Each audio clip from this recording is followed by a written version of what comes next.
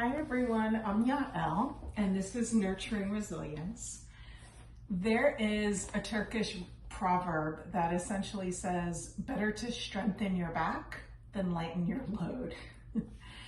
And so I thought today we would work on doing something to help our back, which is also strengthening the muscles all around the core. So a little bit different than what we've done before. All gonna be down on the ground. And so the first thing we're gonna do is just in a really easy way, you don't have to rush this. We're gonna get ourselves down to the ground. When you're there, feel free to keep your legs bent, or you can straighten them up as you like, but do keep your hands around the belly, because we're going to tune into our breath. Taking a nice big inhale here, really feeling the whole core inflate. So you could feel that in the front and the side ribs, but maybe even in the low back. And on the exhale, just kind of imagining everything knitting in. So really thinking about your body as the cylinder that it is. Inhale.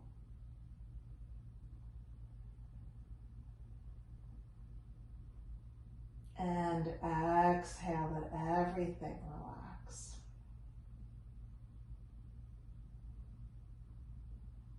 Paying special attention to the lower part of the body, just above the pelvis, as you continue to breathe in and out smoothly and consciously.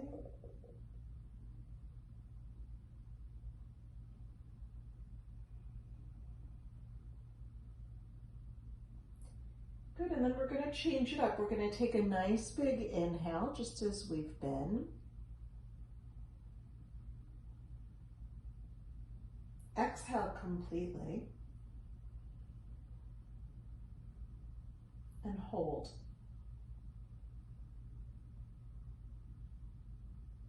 Good, when you're ready, just taking another big inhale.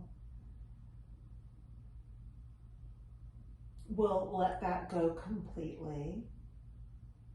And we'll pause on the exhale.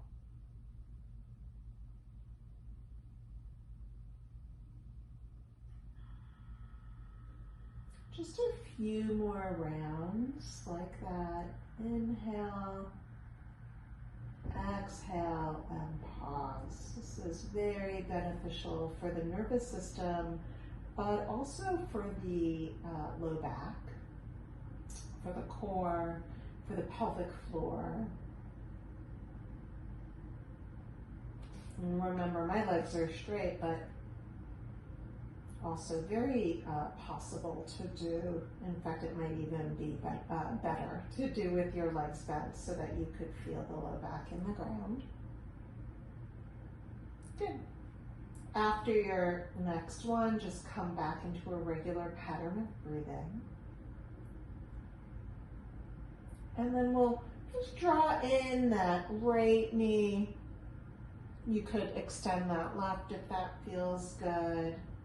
And then we'll switch. We'll draw left knee in and extend right. And we'll just keep switching here. So different options. You can, as you extend that opposite leg, you can have the heel on the ground as I've been doing. You could kind of dial it up a notch by letting that heel hover above the ground. And then the other thing that you could do if you want to add a little bit more core challenge here is just to do the same movement, but we're just lifting up the head. We're still keeping everything nice and long in the back of the body, so I'm just going to continue to look up at the ceiling. And I'm just going with my breath here, waking up through the center.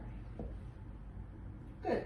Let your head go down if it's up, and now we'll just switch and we'll allow kind of like scissor kicks. So maybe going a little bit straighter in the legs. There can still be a little bit of a bend, as mine are. So it's like we're walking on the ceiling. If it's too hot to walk outside, we can always walk on the ceiling, right? And only if it's okay for you, we can lift up the head and the neck and take it from here. Same thing. I'm really being conscious that my low back is on the ground. I'm also thinking about pulling in slightly through my abdominal muscles so that there's a little bit of tightness here. Good. And we'll just do a couple more on each side. And again, your head might be down. And if this feels like too much for you, just go back to where we were before. We'll just do whatever feels best.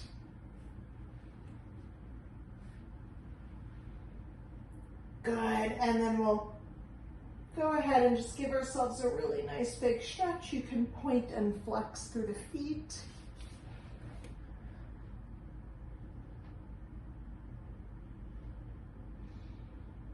All right, and then we're gonna just take our hands by our sides, draw the knees in. You can rock a little bit from side to side here. And we could just start by drawing big circles in one direction. My hands are draped on my knees. I'm just gonna do 3. Of course, Murphy's Law, there's a fly that got stuck in my room somehow while I'm shooting this. 3 in the other direction.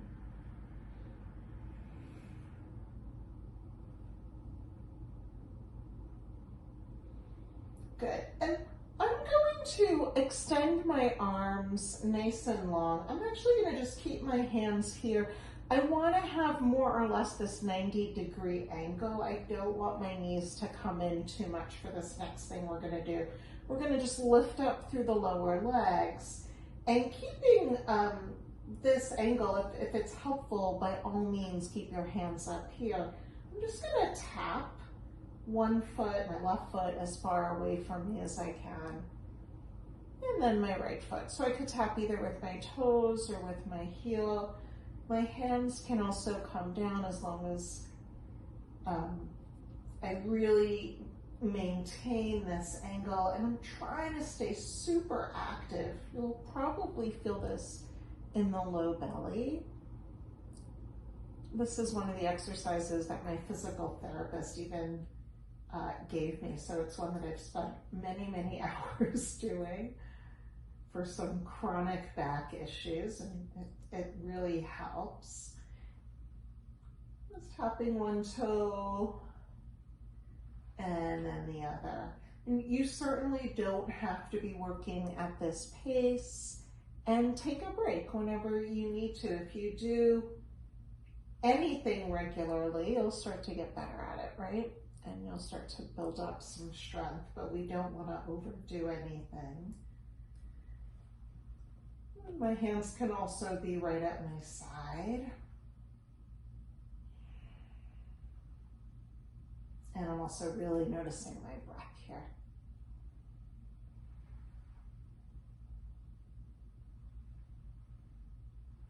Good. Only if you want to add a little something, you could also take your head, neck, and upper back up, looking straight up, keeping the elbows nice and wide, and just continue this either toe or heel tapping.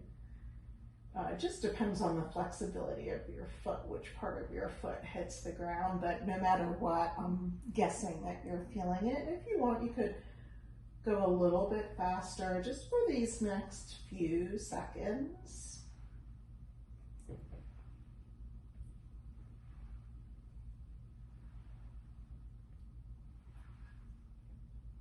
Good. And then we could put our head down, hug our knees in, rock a little bit from side to side.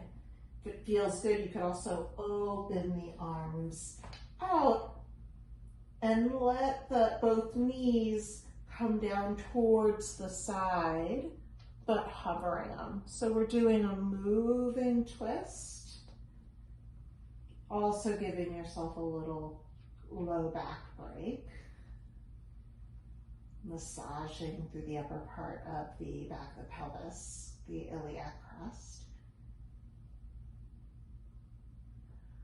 Good, and then I'm going to lift both of my legs up. I'm gonna just rock my bum a little bit from side to side so I could place my hands underneath. And you've probably seen this. I'm just gonna drop one leg down towards the ground and then the other. So I'm really trying to like scoop that tailbone up so that the low back is comfortably against the ground. My legs are only as straight as they'll go. If this bothers you in any way, don't go down as low. Just make these steps much smaller. That's fine too. I find it almost impossible to have my leg be completely straight, so there's a little bend in that. That's also just fine. Noticing exactly what you're feeling and where.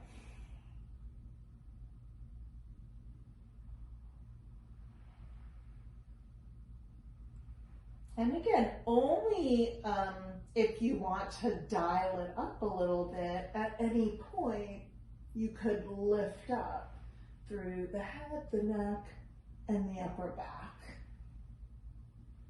It doesn't really matter how many reps you're doing. What matters is that you're doing this with real intention, sense of connection. I also think pleasure. I think pleasure is a really important part of all of our movement and mindful practices. Good, and I'm just gonna do 2 more on each side.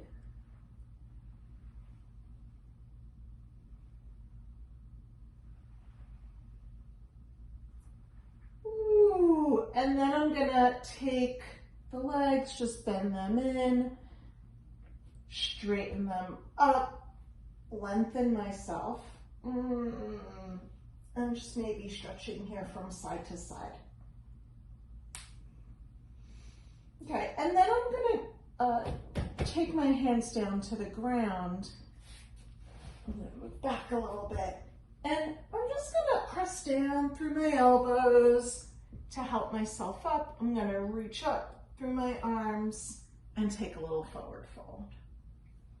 I'm gonna bring myself all the way up, and I could take my hands down and help myself slowly come down. And I'm just gonna keep doing that. I could use my hands.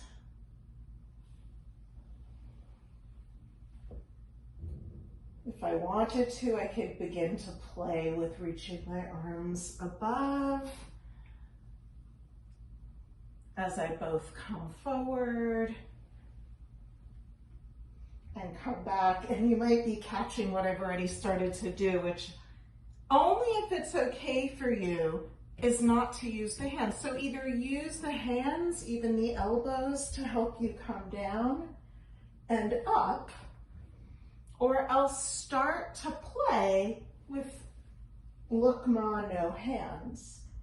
And the arm pattern doesn't really matter.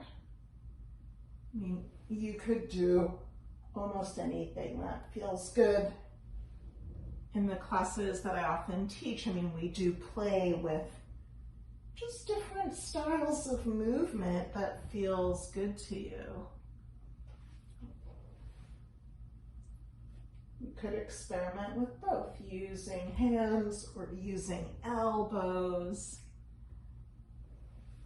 And if going straight, forward and back, no longer feels like it's serving you, or if it feels like you just want to add in a little spice, then you could make this into a little bit of a twist as you come up. Just twisting, reaching one arm beyond the opposite foot.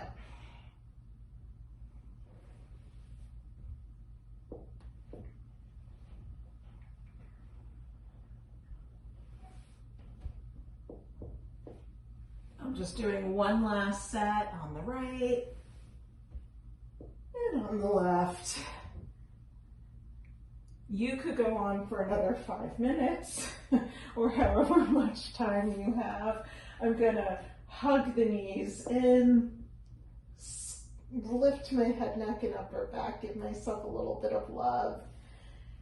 And then I'm gonna set up for just the final strengthening exercise, which most people know because it's called bicycles. So I'm gonna lift up my legs, I'm gonna extend my left leg out. I'm gonna lift up my head, neck, and chest and take my left elbow to the right knee. Come back through center. Exhale as I reach my right elbow to my left knee. Inhale through center. Exhale. Good, coming through center. So many ways that you can do this. To make it harder, straighten out through both legs when you come through center, or keep them nice and bent through center. So just see which way feels better for where your body is today.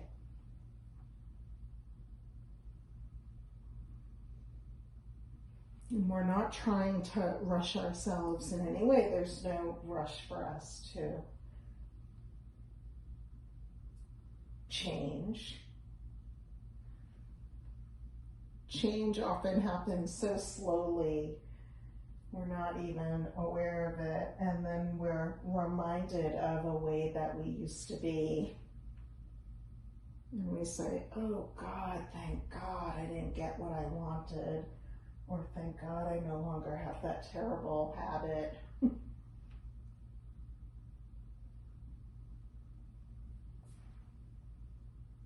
I'm just switching it up to play with different ways of doing this.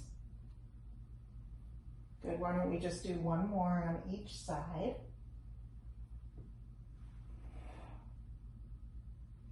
Woo, and then come back through center. Again, you could hug your knees in or straighten out the legs, whichever one would feel good. Actually, I'll invite everyone to move to straightening out the legs, and let's just come into a brief banana asana. So I'm going to start by keeping my pelvis, keeping my hips on the ground. I'm going to walk both legs towards the camera, which is towards my left, and then I'm going to scooch my upper body also towards the left. And I'm going to reach my right arm up and over. I could reach both, but somehow it feels really nice just to keep my right hand on my belly.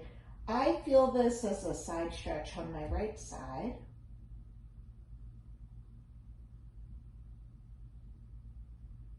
And I'm just going to enjoy the feeling of being grounded here, relaxed. I can intentionally relax my jaw and my eyes.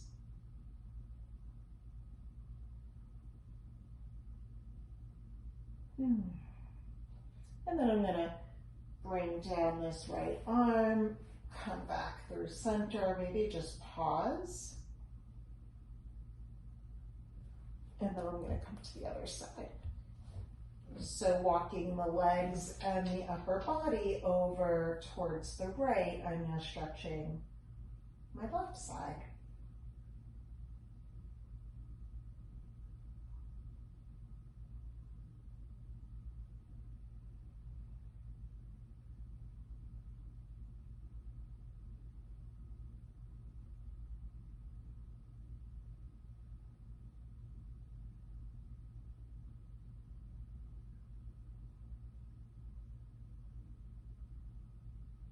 Enjoying the cooling effects of the stretch.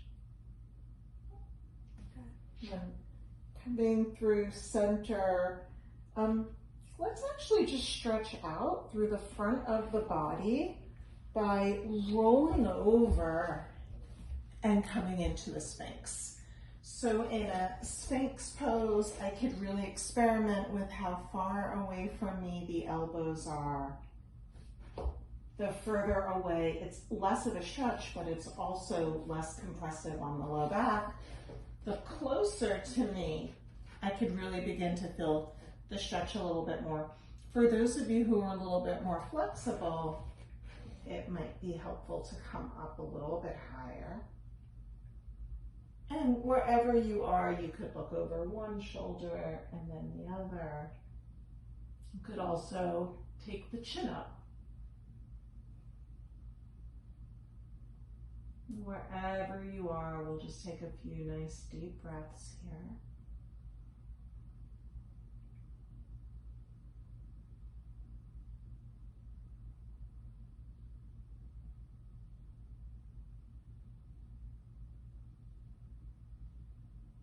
Good. What about one more big inhale? And on the exhale, we can gently lower ourselves back down to the earth. You can rock your hips from side to side or bend the lower legs and rock them.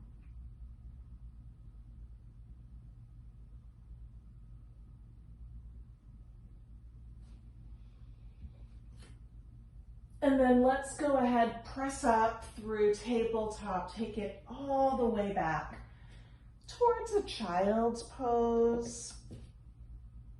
So reaching the sit bones back towards the heels.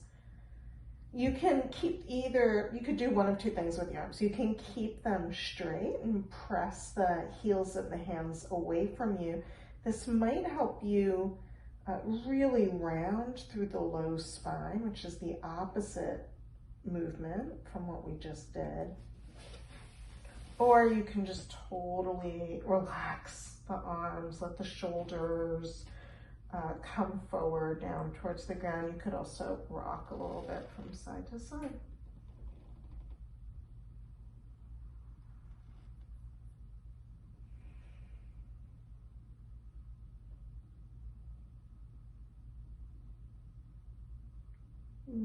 Reminding yourself of how strong you are, how resilient you are, and you move through the world with grace, and you are always benefiting from generosity. We can repay the generosity of the earth with our own gratitude. And letting your appreciation be a form of reciprocity. Let's just take one more big breath here in child's pose. And then we'll come on up and we'll get ready for the rest of the day. So thank you so much for taking this time with me today.